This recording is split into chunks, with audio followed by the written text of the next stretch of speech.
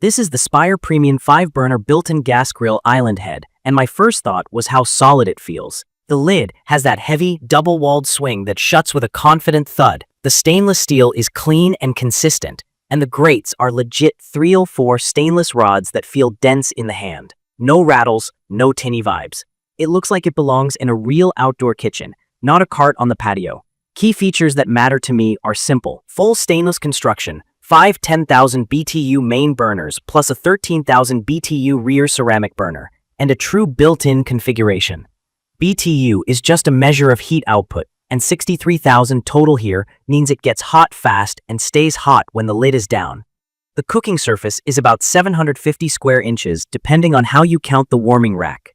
It's a 30-inch glass head with a footprint that fit my island cutout without drama once I measured twice. It's perfect for family dinners and small parties.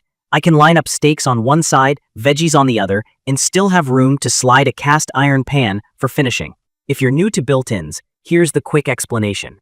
A built-in head has no cart or side shelves. It drops into an outdoor island made of non-combustible materials like masonry, metal, or cement board. You need proper venting in the cabinet to let gas escape in case of a leak. Propane is heavier than air and can pool if you don't give it a way out.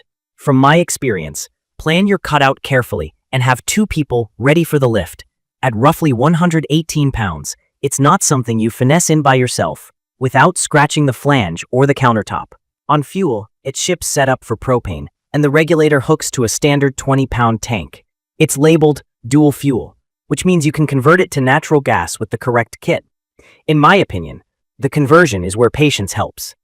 The main burners are straightforward once you access the orifices, but the rear ceramic burner is the wild card. I ran into the same snag others mention. The typical kit may not include the specific natural gas orifice for that rear burner, and getting to it isn't as direct as the front ones. I ended up calling support to source the correct part. I'd recommend this for anyone thinking natural gas.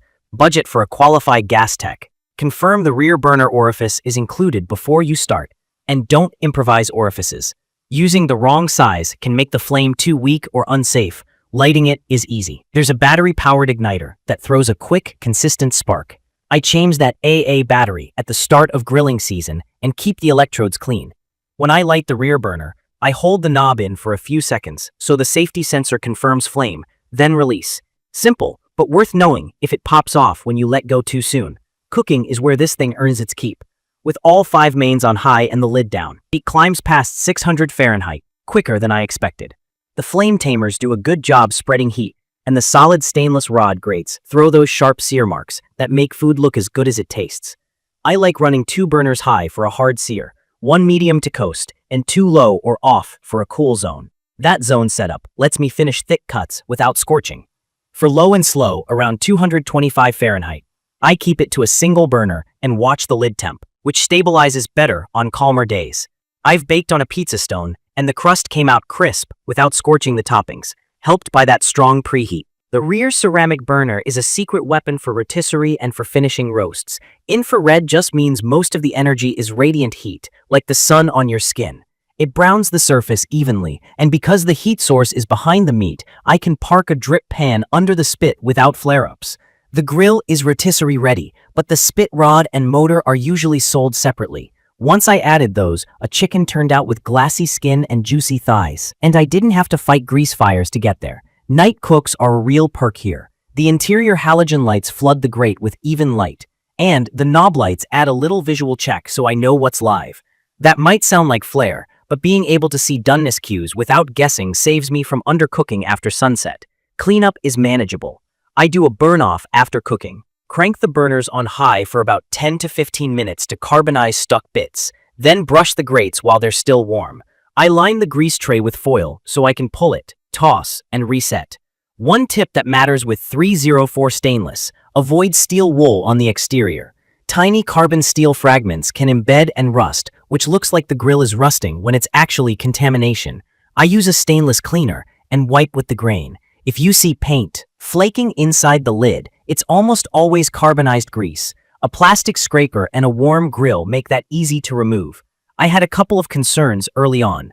The manual and conversion instructions feel generic and a step behind the hardware, so I cross-checked with support more than once. Also, Depending on your island's front overhang, the grease tray clearance can be tight. Measure your lip, give the tray room to slide, and you're golden. Who should buy this? In my opinion, it's perfect for anyone building a backyard island who wants premium materials without paying ultra-luxury prices. The 304 stainless, the heat output, and the rear burner give you the tools to cook like you mean it. From my experience, propane users will be up and running fast. I'd recommend this for natural gas users too, as long as you plan the conversion properly and confirm the rear burner part before you start. In conclusion, the Spire Premium 5-burner built-in gives you serious heat, real stainless, smart lighting, and a rotisserie-ready setup that elevates weekend cooks. It looks sharp, feels sturdy, and performs like a grill that costs more. The only real caveat is the natural gas conversion clarity, which I solved with a phone call and the right orifice. If you want a dependable, high-heat built-in that can sear, roast, and rotisserie, this one has been a win for me. If this video helped, hit subscribe and drop your questions or your own experience in the comments. Thank you for watching.